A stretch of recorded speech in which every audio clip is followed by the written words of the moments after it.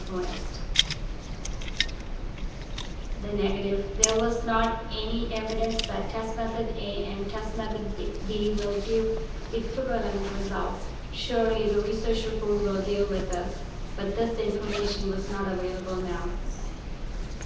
Our response, the study showed that there was a correlation and it was provided to the board. Item 8.2, volume increments must be reduced to get better We're in a test room precision and full of accuracy. It is petroleum suggested to change the executives minimum volume and increments other from representatives from 0.05 industry ml around the to nation 0.01 ml and the maximum increment concerning from the 0.1 ml standardization to of 0.05 measurements, ml. calibration, The and research testing. report surely deals It with is in the places like this that legislation is passed, thought up of, developed and researched, and then passed on into the legislative process. with this Thank you. aspect. The best compromise between precision and test duration, considering the volume increment recommended. The ILS precision study and the study of recovery of spiked samples support the parameters. If you could go down, please.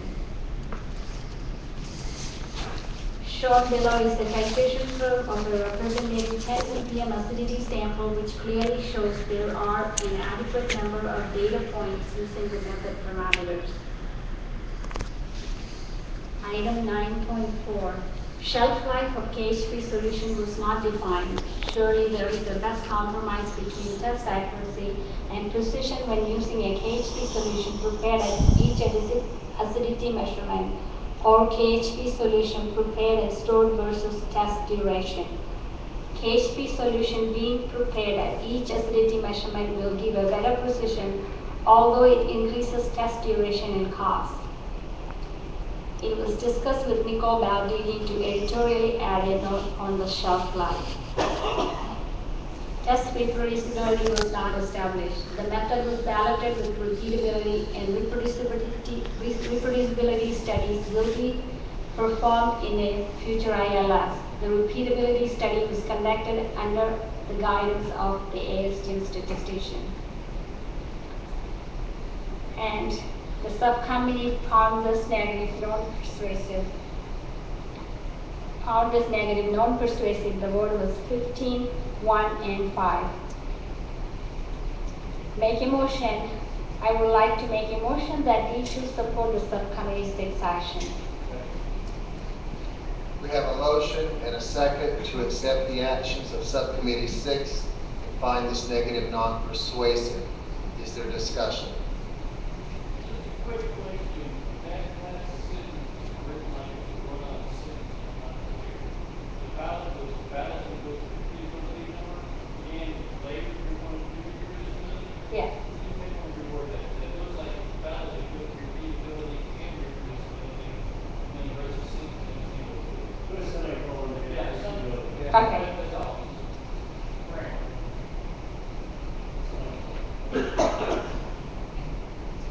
Okay, any other debate? Yeah. Okay. Hearing none, we'll take the vote. Those in favor of finding the negative non-persuasive, that is, you're supporting the actions of Subcommittee 6. Voting members, please raise your hands.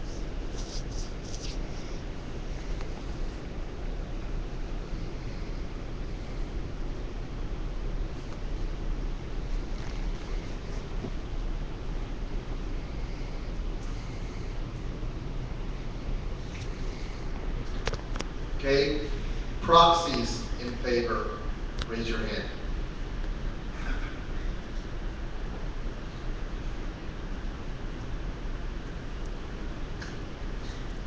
Those opposed to supporting the actions of Subcommittee 6, that is, you want to support the negative voter, please raise your hand.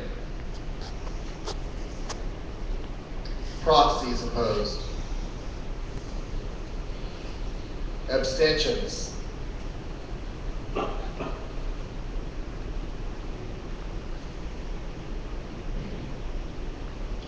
Proxies abstaining.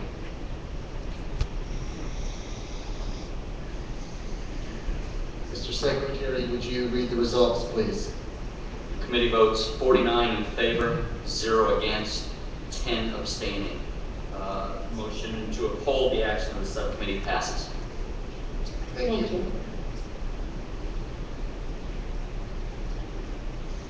Second negative from Fabio Vinhado, Agência Nacional de Petróleo from Brazil.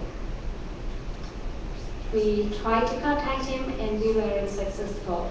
The first point, ISO is already writing an acidity method. It is necessary to align the international standards. We received our instructions from Subcommittee A on the method need. We are not required to be equivalent to ISO. Second,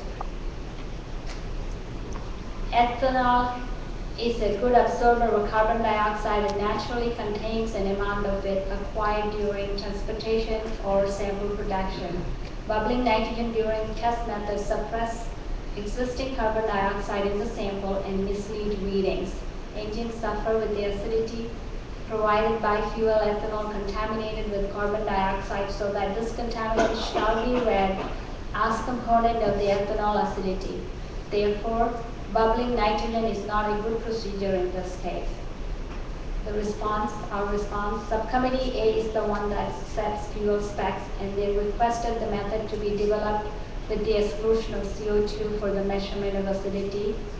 There is no data to show engine performance is affected by the presence of CO2. The third item, total mass of solution in item 17 may be affected through nitrogen intense purging. Our studies show purging does not affect the acetic acid concentration, and the sample mass is recorded prior to purging. There is no comparison between test method A and test method B. Are they really equivalent? It is necessary to check it out.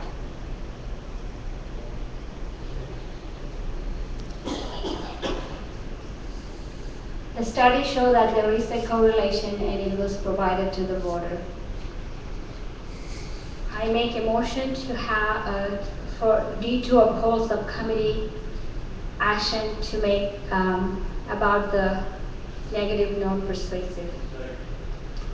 We have a motion and a second. And the subcommittee result was 14, 1, and 6. A motion and a second to uphold the actions of Subcommittee 6 in relation to the negative just presented. Any discussion?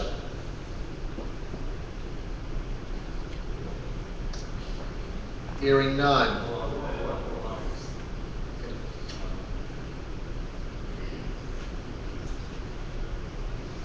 Will the negative voters' comments with regard to the carbon dioxide effects on the ethanol in transportation and the effects that the engine will actually see in terms of acidity, will those comments go back to A so that they understand that?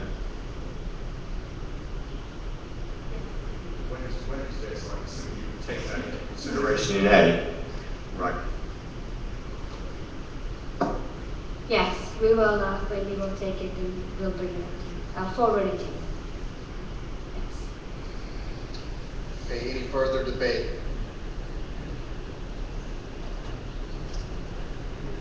Hearing none. Those in favor of upholding the actions of Subcommittee 6 and finding the negative voter non-persuasive, raise your hand.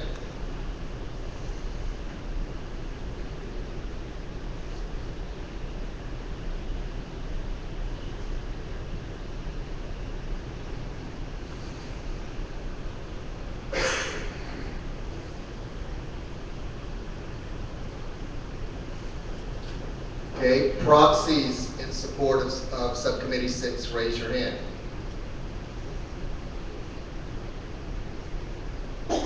Those opposed to supporting Subcommittee 6, please raise your hand. Proxies opposed, raise your hand. Abstentions?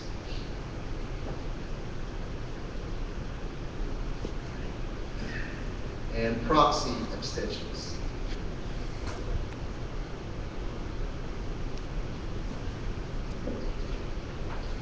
committee vote is 49 in favor, 0 against, 8 abstentions to uphold the action of the subcommittee.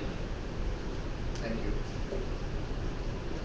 Okay, the third negative from Jose Felix Silva Jr.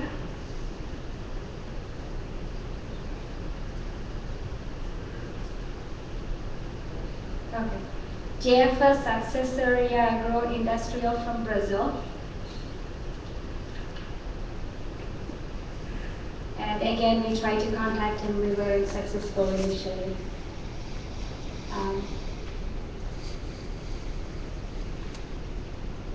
Ethanol acidity standard method by calorimetric titration cannot be compared because depends on the kind of indicator used. Therefore, Brazilian acidity standard NBR 9866 and ASTM D1613 results are not compatible. This work is to come up with a new method to replace ASTM D1613.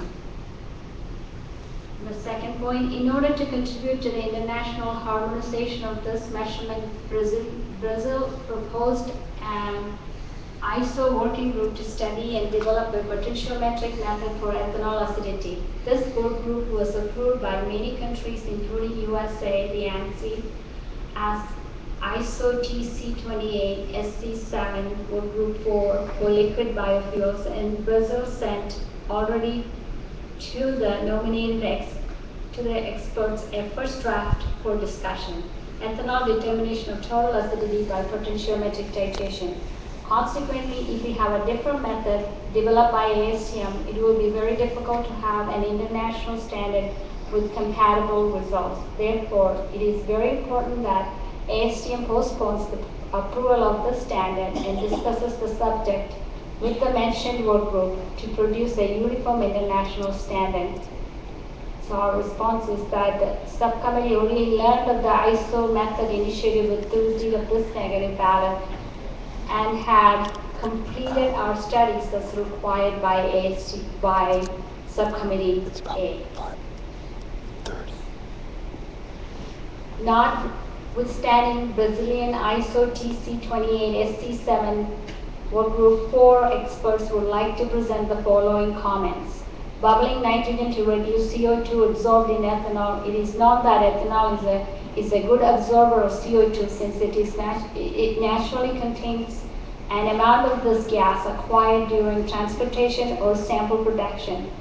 Bubbling nitrogen during the test may suppress existing carbon dioxide in the sample and mislead readings. Although it is necessary to avoid excessive carbon dioxide in the laboratory, bubbling nitrogen is not a good procedure and very difficult to be followed by all ethanol producing factories all over the world.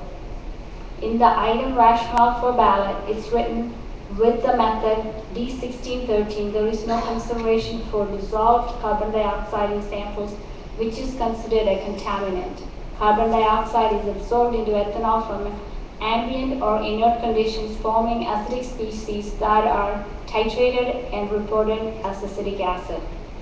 This method eliminates absorbed CO2 by purging with nitrogen prior to titration, thus yielding only the desired analyte innate to the sample. During the titration with a strong base, as done in D1613 and in new method, not only acetic acid is titrated, but other acids included in this measurement. If CO2 is not included in the measurement, other components will continuously taken into account as indicated in the item.